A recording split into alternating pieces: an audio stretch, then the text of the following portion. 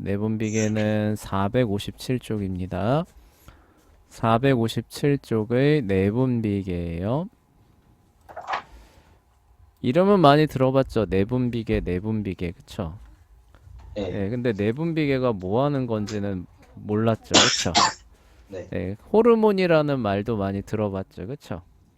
네, 네, 호르몬을 통해서 이제 우리 몸에 관련된 기능들을 조절하는 계통이 내분비계예요. 네.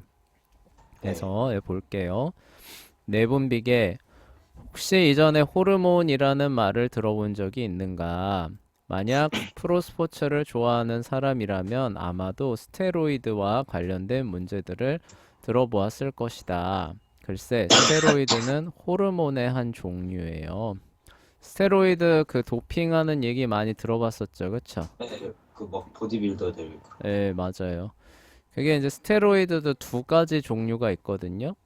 네, 네, 정확한 명칭이 기억이 안 나는데 그 우리가 흔히 연고에서 쓰는 스테로이드는 뭐 큰 그렇게 해가 없어요. 그렇게까지 큰 해는 없습니다. 그래서 한 뭐 1주에서 2주 정도 쓰고 잠깐 쉬었다 또 쓰고 뭐 이래도 큰 상관은 없는데 문제는 뭐냐면은 이제 도핑에 쓰는 스테로이드가 아나볼릭 스테로이드라고 해요. 네, 네, 아나볼릭 스테로이드는 뭐냐면 우리 몸에 주입이 되면은 얘가 이제 그 우리 몸에 그 명령들을 내리는데 어디에 명령을 내리냐면은 우리의 근육에 명령을 내립니다. 네, 그래서 근육에 명령을 내려서 그 크기를 계속 키워갈 수 있게끔 작용하는 그런 그 메커니즘을 구동시키는 그런 호르몬이 아나볼릭 스테로이드래요.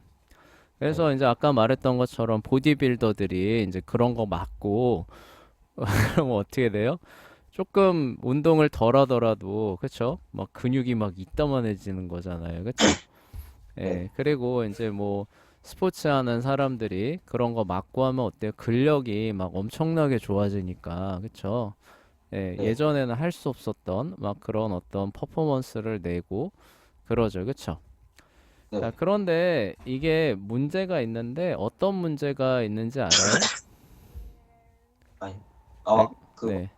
이 경직되거나 막 그런 거 있더라고. 아니 그런 거보다도 네, 근육이 그 커지는데 우리 몸에는 근육이 세 개의 종류의 근육이 있잖아요.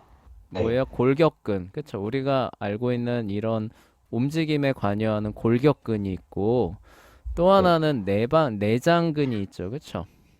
네, 그리고 마지막 하나 근육이 있는데 그게 뭐예요? 심장근이죠. 그쵸? 심장근. 네. 예, 그런데 아나볼릭 스테로이드를 맞으면은 근육이 늘어나기 때문에 모두 같이 늘어나는 거예요. 당근. 심장도 같이 근육이 커져 버리는 거예요. 그러면 자, 그러면 어떤 문제가 생길까요? 심장에 펌프질을 못 하나요? 펌프질을 하는 그런 부분에 있어서 균형이 깨져 버리겠죠. 그렇죠? 그러니까 예전에는 요 정도였으면 되는 애인데 신호는 이제 그렇게 올 거 아니에요? 근데 뭐요? 근육은 이만큼 있잖아요. 그렇죠? 예, 네, 그러니까 이제 그런 부분에서 이제 밸런스가 깨지기 시작하면서 이게 좀 극단적으로 진행되면은 급성 심근경색으로 갑니다. 네, 네, 그게 아, 흔히 말하는 뭐예요? 심장마비죠, 그렇죠? 네, 그래서 아나볼릭 스테로이드를 맞았던 이제 뭐냐 그 선수 중에 운동 선수 중에 나이 한 40, 50 됐는데 심장마비로 급작스럽게 세상을 떠났다라고 하는 아, 소리가 들리는 이유가 그런 거예요.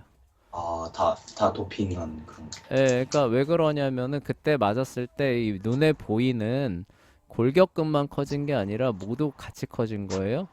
심장도 같이 비대해져 있는 거죠, 그렇죠? 네, 예, 근데 우리가 골격근은 운동 안 하면 빠지지만 심장은 네, 커진 거 뺄 수 있어요. 아니요. 아니에요, 그렇죠? 그래서 한번 균형이 깨진 상태에서 그게 평생 가는 겁니다. 그게 10년, 20년 이렇게 가다 보면 어때요? 그거를 견디지 못하고 멈춰버리는 순간이 올 수도 있는 거죠. 그렇죠? 그래서 네, 아나볼릭 스테로이드 같은 거 맞지 마라. 예, 굉장히 위험하다라고 하는 이유가 이제 그런 겁니다. 네. 예, 그리고 이제 뭐 꼭 그 뭐냐 운동선수가 아니라고 한다 할지라도 이제 그 어떤 사람 중에 그런 사람이 있대요. 왜 이렇게 여름에 이제 물론 불신앙의 사람이겠죠. 여름에 해변가에 놀러 가야 되는데 이렇게 좀 몸을 멋지게 가꾸고 싶은 거예요. 네. 예, 근데 그거 하려면은 막 역기 들고 힘들잖아요. 네. 네. 예, 그러니까 이 스테로이드를 맞은 겁니다. 그러니까 어때요? 단시간에 힘 덜 들이고 짠 하고 나왔죠. 그쵸? 예, 네. 그래서 그때는 좋은 줄 알았는데 어느 날 갑자기 그냥 병원에 슉 실려간 거예요. 왜요? 아, 아까 말했던 그런 부작용 때문에 심장이 멈춰버린 겁니다. 아, 네. 예, 그래서 우리가 뭐 골격근 같은 거 좀 키워야겠다 이러면은 절대 이런 그러니까 내분비계죠, 그렇죠? 내분비계 약물을 통해서 뭐 우리 몸을 이렇게 좀 해본다. 예, 그렇게 하면은 안 돼요, 그렇죠? 예, 네. 예, 이런 식의 이제 부작용들이 있기 때문에 예, 굉장히 위험한 겁니다. 그래서 내분비계가 교란된다라고 하는 위험성에 대해서 예, 우리가 종종 얘기를 듣죠, 그렇죠? 네. 예, 그런 이제 그 위험성의 한 부분이 이제 이런 거예요, 그렇죠? 네. 그러니까 아나볼릭 스테로이드가 들어와가지고 내분비계가 교란되니까 심장 근육이 정상보다 커지게 되면서 나중에 심장 마비로 가죠, 그렇죠? 예, 네. 예, 요런 식의 이제 그 부작용들이 있게 되는 거고요. 그리고 이제 또 뭐 재밌다고 할 수는 없는데 이 성 호르몬 있잖아요, 그렇죠? 예, 네. 남자에게서 나오는 호르몬, 예, 이게 또 어떤 원인으로 해서 이제 그 교란이 일어나서 그게 만약에 우리 몸에서 남잔데도 성 호르몬이 차단이 된다. 그러니까 네. 만들어지는데도 재현이가 그러니까 지금은 성 호르몬이 나와서 적절하게 우리 몸을 이제 남자답게 가꿔주니까 재현이 이제 목소리도 굵어지고 그쵸? 네. 수염도 나오고 근육도 많고 이렇게 되잖아요. 그쵸? 네. 네, 그런데 어떤 원인으로 인해서 이제 사춘기라고 하는 2차 성징이 오기 전에 이 내분비계가 교란이 돼서 만들어지기는 하는데 이게 몸에 적용이 잘 안 되는 그런 병이 생기면은 어떻게 되냐면은 재현이 그 목소리가 안 굵어져요. 아, 계속 그 소년 때처럼 목소리, 예, 그 소년 목소리 아시죠? 그쵸? 네. 여자랑 별로 구분이 안 되는 네. 살짝 수염, 네, 이세돌도 그런 목소리다. 예, 수염도 별로 안 나요. 네, 아, 수염도 안 납니다. 그리고 그게 이제 한 박자 더 가면은 남잔데도 가슴이 이렇게 튀어나오기 시작해요. 아, 예, 그렇게 바뀔 수 있거든요. 그러니까 뭐냐면은 우리 몸에서 남성 호르몬이 적정한 만큼 공급이 안 되니까 우리 네. 몸이 착오를 일으키는 거예요. 어떻게 해요? 아, 내 몸은 여잔가 보다라고. 아, 예, 네. 여자에 맞게 그렇게 몸이 만들어지는 거예요. 왜냐면 호르몬이 그거를 이렇게 그 안 해주니까. 무슨 얘기인지 아시겠죠? 그쵸? 네. 예, 그래서 왜 그 뭐 요즘 뭐 트랜스젠더들 이런 거 그 얘기 들어보신 적 있죠? 그쵸? 그래서 뭐 여자로 태어났는데 나는 남자인 것 같다. 이런 사람들이 가가지고 어떻게 해요? 남성 호르몬을 맞아요. 네. 그러면 어떻게 되냐면은 여기 이제 목이 이렇게 튀어나오고 이렇게 그 수염도 나기 시작하고 어, 이렇게 바뀝니다, 몸이. 그러니까 네. 뭐예요? 염색체는 여성 염색체지만 호르몬 작용, 내분비계의 교란에 의해서 우리 몸이 뭘로 인식하는 거예요? 아, 나는 남자였나 보다. 그러니까 뭐예요? 아, 남자답게 그 특징을 발현해야겠다 이러면서 그렇게 몸이 바뀌는 겁니다. 네. 예, 무슨 얘기인지 아시겠죠? 그쵸?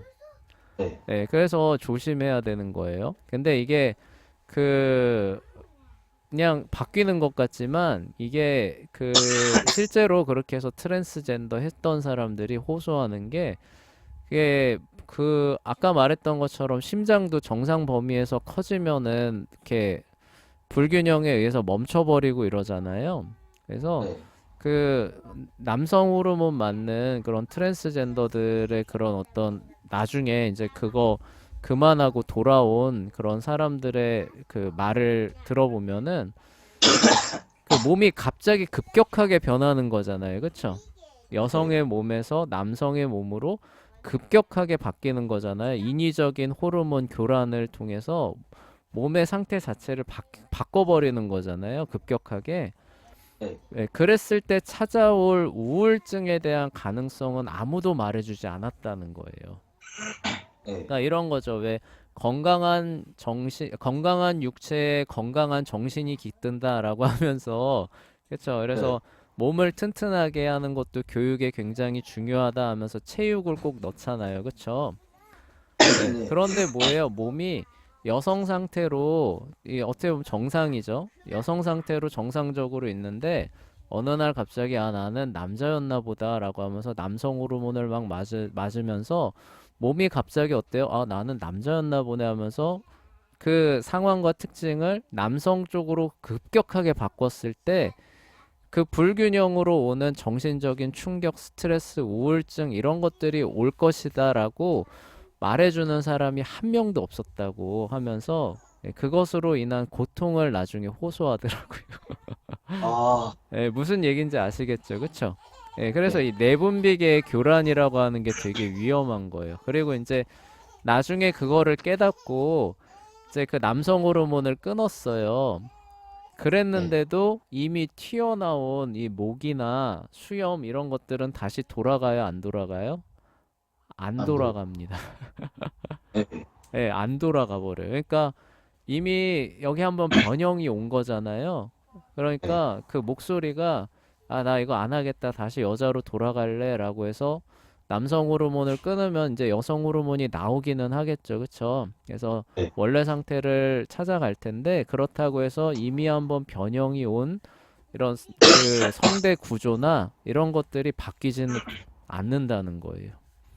네. 예, 그래서 그러니까 이제 그 사람은 뭐예요? 굉장히 이것도 아니고 또 저것도 아닌 상태에 또 붕 떠버리는 거예요, 그 사람. 아, 여자로 돌아가고 싶어도 제대로 완전히 못 돌아가는 겁니다. 그래서 또 그것으로 인한 그 스트레스, 우울증 이런 것들을 호소하면서 야, 이게 그 트랜스젠더라는 게 이렇게 리스크가 큰 거라는 거를 단 한 번이라도 나한테 얘기를 해줬다면은 나는 성별을 내 맘대로 이렇게 바꿀 수 있다라는 생각을 절대로 안 했을 거라고 하면서 그러한 이제 그 고백을 하는 수기를 선생님이 본 적이 있거든요. 네. 네, 그래서 이 내분비계가 그렇죠? 이 내분비계가 정상 상태를 그렇죠? 우리가 말하는 일반적 표준 상태를 유지해 가는 것이 우리의 육체적 건강뿐만이 아니라 정신적인 건강에도 굉장히 많은 영향을 끼친다. 예, 이런 부분도 알고 계시면 좋은 거예요. 그렇죠? 예, 네. 그래서 그런 것들을 이제 무시한 이제 트랜스젠더 이런 것들이 의학적으로도 그래서 굉장히 위험한 거다. 예, 그거 알고 계시면 될 것 같아요. 우리가 뭐 꼭 굳이 기독교적인 관점에서 그게 저기 불가능하고 안 되고 위험한 거야 도 말할 수 있지만 의학적인 차원에서도 그래서도 하면은 굉장히 위험한 거다라고 네. 말해줄 수도 있다는 거예요. 그쵸? 네, 그런 어떤 차원에서 내분비계를 잘 이해하셔야 됩니다. 자, 그러면은 이 얘기는 뭐냐? 우리 몸이라고 하는 게 우리 몸에서 만들어내고 방출하는 호르몬에 의해서, 그쵸? 우리가 필요한 어떤 특징들, 그런 상태들을 밸런스 있게, 균형 감각 있게 유지시켜 가는 데 있어서 결정적인 역할을 하는 게 바로 호르몬이라는 뜻이겠죠. 그쵸? 네. 그리고 요게 만약에 제대로 작동을 안 하는 상태가 오게 된다면은 아까 말했던 것처럼 밸런스가 깨지는 거예요. 그쵸? 밸런스가 네. 깨진다는 게 뭐예요? 어느 한쪽이 지나치게 비대화되고 극대화된다는 뜻이겠죠. 그쵸? 네, 네. 그것으로 인하여서 우리 신체의 건강을 해치고 신체의 건강이 해치니까 정신적으로도 어려움을 불러올 수 있는 요런 어, 그쵸? 계통이죠. 그런 계통이 바로 이 내분비계가 되는 거예요. 네, 그게 네. 이제 오늘의 개요가 됩니다. 자, 그럼 호르몬이라는 게 뭐냐라는 부분들을 조금 더 자세하게 살펴볼게요. 그래서 호르몬은 뭐냐? 멀리 떨어진 세포에게 신호를 보내는 거예요. 그러니까 한마디로 신호입니다. 화학적 신호를 담고 있는 물질이에요. 신호를 보내서 각 세포들이 특정한 방식으로 자기 행동을 바꾸게 만드는 혈류에서 방출되는 화학 메신저예요. 그쵸? 그러니까 네. 신호를 우리가 갖고 화학적으로 구성하고 있다고 보시면 돼요. 자, 예를 들어서 우리가 횡단보도를 건너가려고 한다. 그런데 신호등이 고장 났어요. 네. 네, 그러면 저기 교통경찰이 어떻게 해요? 이제 건너가게 하려고 하면 어떻게 돼요? 이렇게 건너가라고 신호를 보내죠. 그쵸? 네, 네. 이제 가도 된다고 이렇게 하면서 오는 차한테는 어떻게 해요? 멈추라고 이렇게 하고 여기 있는 사람에게는 이렇게 가시라고 이렇게 아, 신호를 주죠. 그쵸? 그쵸. 그럼 어떻게 돼요? 그거를 본 차들은 멈춰서고 행동을 바꾸는 거죠. 달려오던 행동을 차는 어떻게 해요? 멈춰서는 거죠. 그쵸? 네. 예, 그리고 멈춰서 있던 사람은 어떻게 해요? 그 신호를 보고 가는 행동으로 바꾸죠. 그쵸? 네. 예, 이런 것과 비슷한 현상이 우리 몸에서도 일어나는 거예요. 그래서 네. 호르몬이 이렇게 그 어떤 이제 화학적인 차원에서 신호를 담아서 내려오면은 예를 들어서 좀 가만히 있었던 어떤 기능들이 갑자기 활성화가 돼서 막 행동을 하기도 합니다. 그러면 네. 그에 따른 변화들이 우리 몸에서 또 막 일어나겠죠. 그쵸? 예. 네. 그래서 이게 또 지나치게 할 것 같으면은 요 호르몬을 이제 배출을 안 해요. 그쵸? 예. 네. 그러면은 뭐예요? 더는 이제 그런 쪽으로 가지 않고 또 다른 쪽 또 억제하는 호르몬을 또 방출하기도 해요. 예. 예, 그러니까 이 신호가 어떻게 되는 거예요? 예전에는 차는 멈추고 사람은 가세요라고 했다가 좀 충분히 보낸 것 같으면 어떻게 해요? 신호를 바꾸는 거죠. 사람은 멈춰서고 차는 가세요. 이렇게 그죠? 예, 네. 요런 그러니까 쉽게 말해 교통경찰 역할을 해주는 건데 그게 화학적으로 구성이 되어 있는 게 호르몬인 거예요. 네. 그래서 호르몬을 그 뭐냐 그 외부에서 주입을 하게 되면은 우리 몸이 받는 신호가 바뀌는 거예요. 무슨 얘기인지 아시겠죠? 그쵸? 예, 그래서 네. 아까 말했던 것처럼 남성인데 여성 호르몬을 과다하게 맞으면은 우리 몸이 어떻게 되는 거예요? 아, 나는 여성이었나 보다라는 신호를 받는 거죠. 그쵸? 네. 예, 그러니까 그 여성에 맞는 특징들을 몸이 나타내기 시작하면서 이렇게 가슴이 이렇게 튀어나오는, 그쵸? 예, 아, 네. 예, 그렇게 되는 거예요. 유선이 막 발달하는 거죠. 그쵸? 네. 예, 여자도 마찬가지예요. 남성 호르몬을 막 맞으면은 신호가 바뀐 거죠. 원래 너는 신호는 뭐예요? 여성이었어 라는 쪽을 가리키고 있었는데 내 남성 호르몬을 막 외부에서 주입하니까 신호가 바뀐 거죠. 그쵸? 아, 네. 빨간불이 아니라 파란불이야. 그쵸? 너는 여성이 아니라 원래 남성이었어 라는 쪽으로 신호가 바뀌니까 어때요? 몸이 거기에 맞게 반응을 해서 막 이렇게 막 목도 튀어나오게 하고 수염도 나오게 하고 그쵸? 바뀌는 네. 거예요. 그쵸? 무슨 얘기인지 아시겠죠? 예, 네. 예, 그 예를 들어서 그렇게 설명해 드리는 겁니다. 자, 호르몬이라는 말은 헬라어 호르마오라는 단어에서 비롯되었는데 흥분하다라는 뜻을 지니고 있다고 해요. 거기에는 그럴 만한 충분한 이유가 있다. 호르몬은 특정한 세포들을 흥분시켜서 그러니까 자극하는 거예요. 그렇죠? 네. 자극해서 특정한 방식으로 행동하게 만든다는 거죠. 그러니까 네. 호르몬이 가서 거기서 이제 엑셀이나 이런 걸 밟아주는 거죠. 악셀레이터. 그러면은 붕 달려가는 거예요. 그쵸? 네. 예. 과도한 것 같아요. 그러면 어때요? 이제 그 신호를 안 주면은 서서히 브레이크가 걸리겠죠. 그쵸? 예, 이런 식으로 우리 몸이 모든 밸런스를 맞춰가는 겁니다. 자, 호르몬은 온몸에 흩어져 있는 내분비선이라고 하는 게 있어요. 그러니까 셈이죠. 그쵸? 선 또는 셈인데 이런 데서 이런 화학 물질들, 신호를 담은 화학 물질들을 만들어서 혈류에다가, 그러니까 피 속에다가 방출을 하게 됩니다. 그러면은 그 피를 타고 가서 해당 기관에 그 물질이 닿게 되면은 그 물질을 따라서 해당 기관은 거기에 있는 대로 그 방향대로 활동을 하기 시작하게 되면서 몸이 그런 방향으로 나아가기 시작하는 거예요. 자, 이 복잡한 체계에 관한 완벽한 이해에 도달하려고 시도하는 것은 지극히 어려운 일이다. 왜요? 인체에는 200가지 이상의 확인된 호르몬이 있다는 거예요. 그렇죠? 그래서 점점 더 많은 호르몬이 계속 발견되고 있는데 이게 놀랍게도 어떻게 보면 완벽한 균형 상태를 이루고 있는 거죠. 그렇죠? 네, 그러니까 우리가 이렇게 정상 생활을 하는 거죠. 그렇죠? 네, 그런데 뭐예요? 이 중에 어떤 한 호르몬이 폭주하기 시작하면 어떻게 돼요? 밸런스가 깨지게 되겠죠. 그렇죠? 네, 네. 우리 몸이 그쪽으로 급격하게 쏠려갈 겁니다. 그렇죠? 네, 그로 인해서 밸런스가 깨짐으로 말미암아서 우리 몸이 이렇게 그 해를 받는 이런 쪽으로 갈 수 있다는 거예요. 그게 우리가 아까 수업 초반부에 얘기했던 그런 예도 해당된다고 할 수 있겠죠. 그래서 굉장히 정교하게 이 밸런스를 맞추고 있는데 근데 문제는 뭐냐면 인간은 다 모른다는 거죠. 그렇죠? 네. 그래서 어떤 호르몬이 투입됐을 때 어떻게 밸런스가 깨져서 부작용이 올지는 아무도 모른다는 거예요. 그렇죠? 네. 예, 그래서 내분비계가 교란되는 것이 그래서 위험하다. 그래서 환경 호르몬의 문제점, 위험성 이런 것들이 그래서 나오는 겁니다. 자, 그래요. 그래서 점점 더 많은 호르몬이 발견되고 있다고 해요. 그래서 각 호르몬은 저마다 굉장히 특별해서 특정한 방식으로 특정한 세포를 표적으로 삼아요.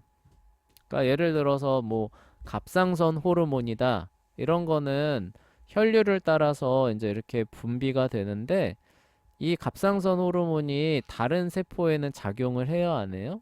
안 하는 아, 거죠. 그렇죠? 안 하지만 이게 갑상선이라고 하는 셈에 가서 딱 그 도달하게 되면 어떻게 돼요? 갑상선이 이거 뭐야? 나 열심히 일하라는 신호잖아. 라고 갑상선 자극 호르몬이네요. 그렇죠? 갑상선 자극 호르몬이 오게 되면은 이거 나 열심히 일하라는 신호잖아. 라고 하면서 얘가 열심히 막 활동을 하면서 갑상선 네. 호르몬을 막 방출하기 시작합니다. 네. 예, 그런 그 갑상선 호르몬이 방출되면은 우리 몸의 세포들은 그 열과 에너지를 조금 더 빨리 태우기 시작해요. 예, 그러니까 네. 신진대사를 더 활성화해서 몸이 더 빨리 돌아가게끔 하는 그런 그 사이클로 접어듭니다. 예, 네.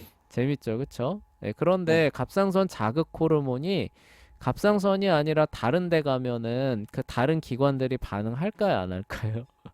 안 합니다. 안 하겠죠, 그쵸? 그래서 특정한 방식으로 특정한 세포들을 표적으로 삼아요.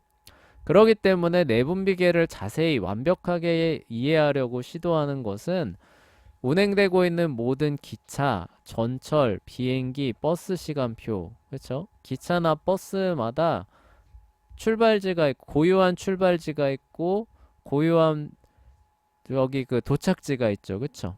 예, 그리고 그 네. 가운데서 서로 뭐가 얽히면서 환승도 할 수 있고 뭐 그러면서 교통망을 구성하는 거잖아요, 그렇죠? 내분비계가 약간 비슷하다는 거예요. 아, 네. 예, 그래서 이 호르몬은 요 기관을 어떻게 작동시키는 애고 그로 인해서 요러요러한 결과들이 올 수 있는데 또 요 호르몬에 의해서 요런 작용이 오게 되면 그게 얼마만큼 또 영향을 받고 그쵸? 네. 예, 이게 전체가 다 이렇게 돌아가면서 균형을 찾는 게 내분비계라는 거예요. 예, 그러니까 이거를 완전히 이해한다라고 하는 게 굉장히 어려운 얘기고 예, 교통망 전체를 한꺼번에 이해하고 암기하려는 시도와 비할 만하다. 예, 그렇게 얘기를 했죠. 자, 그래서 한꺼번에 암기하려고 시도하는 비교할 만하다고 어떤 사람은 주장하였다. 여기에서 나는 내분비계에 관한 설명을 지나치게 세세할 정도로 제시하고 싶지는 않다. 실제로 내분비계에 관한 세부적인 내용을 아무리 대충 이해하려고 하더라도 사전에 대학 수준의 화학 공부를 몇 년 동안 거쳐야 하지요.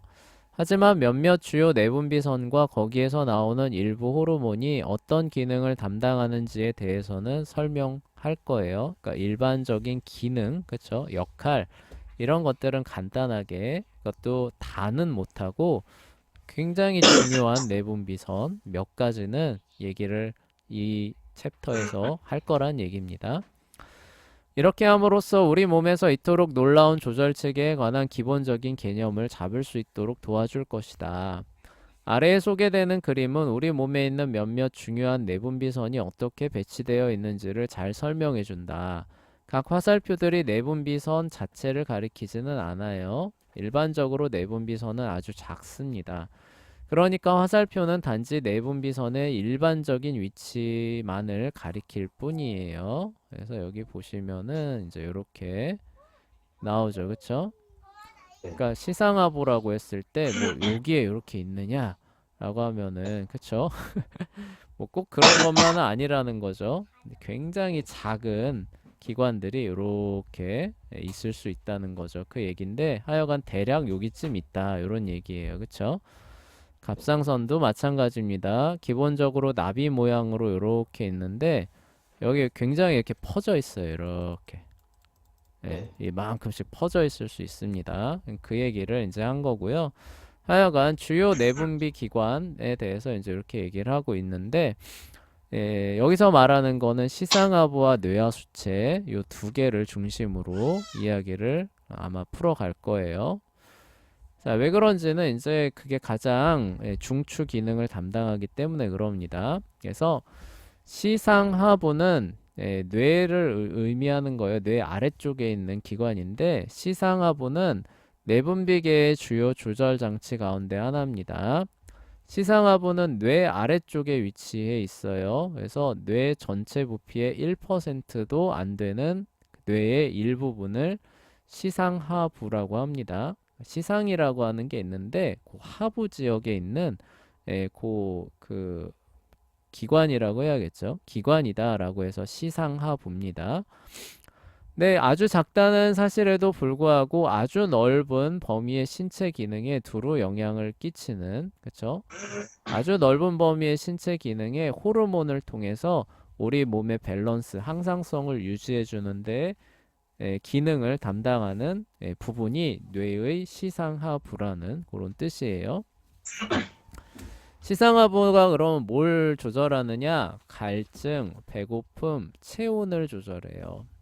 체온 얘기 우리 들어봤었죠. 그쵸? 이런 것들 조절하는 게 시상하부입니다. 또한 우리가 놀라거나 화를 낼 때 심장박동이 빨라지고 혈류가 증가하는 경우처럼 싸움이나 빠른 움직임이 필요한 반응을 개시하도록 도와요. 그러니까 재현이가 준비! 자 하고 땅 하고 달려가야 돼요. 그쵸?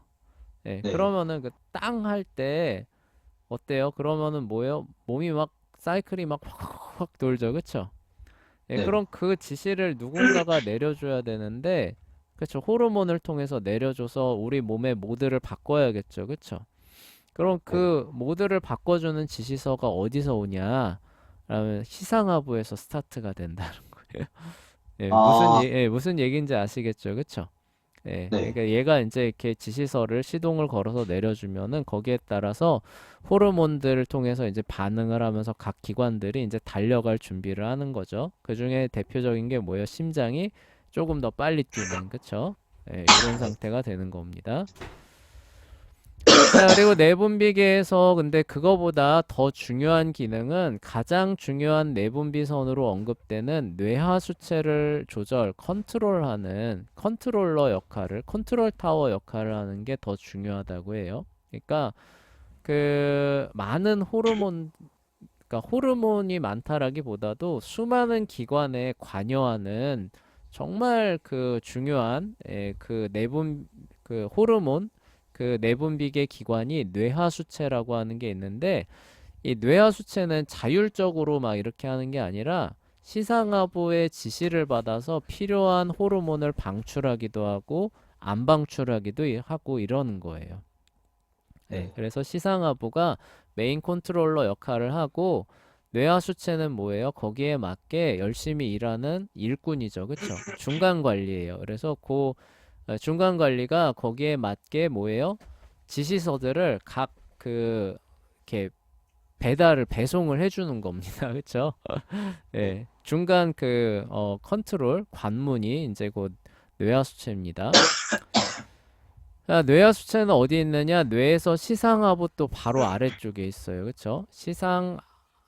아래쪽에 있다고 해서 시상하부인데, 시상하부의 그 아래쪽에는 완두콩 크기만한 뇌하수체가 이렇게 붙어 있습니다. 자, 그래서 뇌하수체는 완두콩만한 크기이지만 온몸에 끼치는, 자, 그래서 영향은 믿을 수 없을 정도로 커요. 그래서 뇌하수체는 가장 중요한 내분비선으로 언급되는데, 그 이유는 뇌하수체에서 만들어져 혈류로 들어가는 호르몬이 우리 몸에 다른 수많은 내분비계를, 그쵸? 그러니까 다른 내분비 선들이 있을 거 아니에요. 이거를 컨트롤하는 역할을 담당합니다. 그러니까 시상하부는 뇌하수체한테 어떻게 보면 발주서를 내는 거예요. 그쵸? 그럼 네. 뇌하수체는 어때요? 그 발주서를 받아서 그 실제 일할 수 있는 사람한테 지시서를 내리는 거죠. 그쵸? 요렇게 해서 그 대략 큰 줄기에 우리 몸의 밸런스가 유지되고 있는 거예요. 그래서 시상하부 뇌하수체 했고, 갑상선은 아까 선생님 얘기했었죠. 그러니까 이렇게 신진대사와 관련된 그런 역할들을 하는 거고요. 그다음에 부신, 이자, 췌장, 인슐린이죠. 그쵸? 이런 거 함께 살펴볼게요. 자, 뇌하수체는 적어도 10가지 개별적인 호르몬을 만들어내고 분비해요. 내가 적어도라고 말하는 이유는 지금까지 과학자들이 직접 확인한 호르몬의 숫자가 그 정도이기 때문에 그렇고요. 아직까지 발견되지 않은 것들이 아마도 훨씬 더 많이 있을 것으로 추정이 됩니다. 이러한 호르몬 가운데 일부는 구체적으로 다른 내분비선을 조절하는 반면, 나머지의 호르몬은 우리 몸에서 일어나는 여러 가지 화학 반응 과정에 직접적으로 영향을 끼쳐요. 그래서 뇌하수체가 다른 내분비선을 컨트롤하는 역할도 하지만, 또 본인이 직접 또 호르몬을 방출을 해서 신체 기관에 영향을 끼치는 그런 역할도 한다는 얘기예요. 그러니까 다른 기관을 자극하는 호르몬만 내보내는 건 아니고 자기가 직접, 그쵸? 그러니까 여기서 말한 다른 기관은 다른 내분비선을 조절하는 물질을 방출하는 역할만 하는 게 아니라 자기가 직접, 그쵸? 어떤 기관에 지시서를 내려보내기도 한다. 그 얘기입니다. 자, 그래서 뭐 꼭 컨트롤러 역할만 한다라고 생각하시면은 안 되고요. 다른 내분비선의 컨트롤러 역할만 한다라고 생각하시면 안 되고, 우리 몸의 그런 어떤 그 역할도 직접적으로 조정을 해요. 그게 뇌하수체입니다. 자, 여기에 우리 몸에서 일어나는 여러 가지 화학 반응 과정에 직접적으로 영향을 미치는 뇌하수체 호르몬의 몇 가지 본보기가 있다고 해요. 뇌하수체는 인간 성장 호르몬을 만들어서 분비한다고 합니다. 이것은 골격의 적절한 성장을 위하여 필요하다라고 말하고 있죠. 그러니까 네. 뇌하수체가 고장 나면은 그럼 이 얘기는 뭐예요? 우리 뼈나 이런 어떤 그 부분들이 자라려고 하는 거예요? 자라려고 하지 않아요? 잘하려고 하죠. 하지 않죠. 그쵸? 마치 교통신호가 교통 그 순경이 너 멈춰 있어라고 하는 지시를 받은 것처럼 뼈가 네. 성장판은 있는데 뼈가 성장하려고 안 해요. 아, 무슨 얘기인지 아시겠죠? 그쵸? 예, 예. 그러니까 뇌하수체가 고장나면 사람 키가 안 큰다는 뜻이에요. 근데 아, 적절한 연령에 맞춰서 이 그 뇌하수체가 성장 호르몬을 방출을 해줍니다. 그러면 그게 성장판에 가서 작용하는 순간 어떻게 돼요? 뼈가 이제는 건너가라는 신호가 떨어졌구나 라고 하면서 어때요? 주변에 있는 물질들을 막 이렇게 활용해 가지고 자기 키를 이렇게 늘려가는 작업들을 진척을 시키는 거죠. 네, 무슨 얘기인지 아시겠죠? 그쵸? 예, 네. 그래서 뇌하수체가 성장과 관련된 그런 호르몬으로 성장과 관련된 역할을 감당한다 이런 얘기예요. 뇌하수체에서 만들어지는 또 다른 호르몬인 엔돌핀 들어봤었죠, 그쵸? 네, 네. 엔돌핀도 뇌하수체에서 만들어진다고 해요. 엔돌핀은 자연적인 진통제가 됩니다. 그래서 우리 몸에서 스트레스를 받으면 뇌하수체에서 엔돌핀을 분비하여 고통의 영향력을 줄여줍니다. 그쵸? 그래서 고통이 너무 심해요. 스트레스가 심합니다. 그럼 뇌하수체에서 어때요? 엔돌핀을 만들어내서 몸에다가 방출을 해주는 거죠. 그쵸? 그러면 네. 마치 진통제 맞은 것처럼 고통이 어때요? 경감되는 그런 효과들이 있는 거지요. 그쵸? 예, 네. 그런 역할들을 뇌하수체가 감당합니다. 근데 이 뇌하수체가 고장나거나 아까 말했던 것처럼 내분비계가 교란돼서 엔돌핀이 분비는 되는데 제대로 이게 전달이 안 돼요. 예. 네. 예, 아니면 아까 말했던 인간 성장 호르몬 뇌하수체에서 만들어지는데 어떤 원인에 의해서 전달이 안 됩니다. 그러면 어때요? 키가 안 자라고, 그쵸? 네. 예, 뭐 별거 아닌 스트레스에도 이 사람은 어때요? 막 죽을 것 같은 고통 느끼고 이렇게 되는 거죠, 그쵸? 네. 예, 그래서 내분비계가 교란되는 게 그래서 이제 위험하다라고 하는 게 이제 그런 거예요.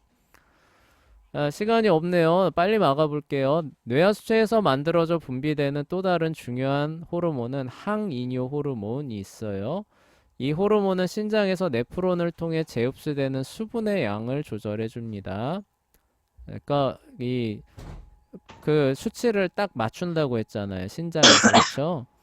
근데 이 수치가 어느 정도에 맞느냐라고 하는 건 뭐예요? 뇌하수체에서 호르몬을 통해서 지시서가 내려온다라는 거죠. 그렇죠? 예, 네. 그래서 10 정도가 그 정상치야. 이거를 이제 요 신장이 인지하고 거기에 맞춰서 작동을 하는 거죠. 그러면은 이게 또 고장 났어요. 그러면 어떻게 돼요? 수분의 양이 조절이 안 되겠죠. 그쵸? 예, 이거 네. 큰일 나겠죠. 그쵸? 네. 예, 예, 염류 농도가 바뀐다는 뜻이니까 큰일 날 거예요. 참 그런 면에서 이 내분비계가 교란되지 않는 것이 그래서 중요하다는 거예요. 혼란에 빠진다는 게 교란된다는 겁니다.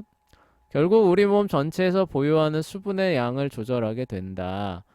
또한 가장 중요한 내분비선으로서 뇌하수체는 다른 내분비선을 조절하는 역할을 해줘요. 그러니까 지금까지는 뭐예요? 자기가 호르몬을 직접 방출을 해서 표적 기관들을 특정한 모드로 그쵸? 네, 이렇게 활성화시키기도 하고 통제하는 직접 통제에 대한 내용들이 나왔고 그거 말고도 뭐예요? 다른 내분비 기관들한테 야, 너 이래.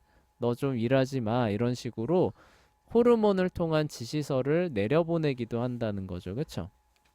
예, 그 네. 내용들이 이제 이렇게 나오는 겁니다. 근데 시간이 없네요. 그죠? 아, 예, 오늘 네. 요거 다 했으면 참 좋았을 텐데 네. 다 못해서 다음 시간에 뭐 얼마 안 남았으니까 다음 시간에 정리하고 다음 이제 내용으로 넘어가 볼게요.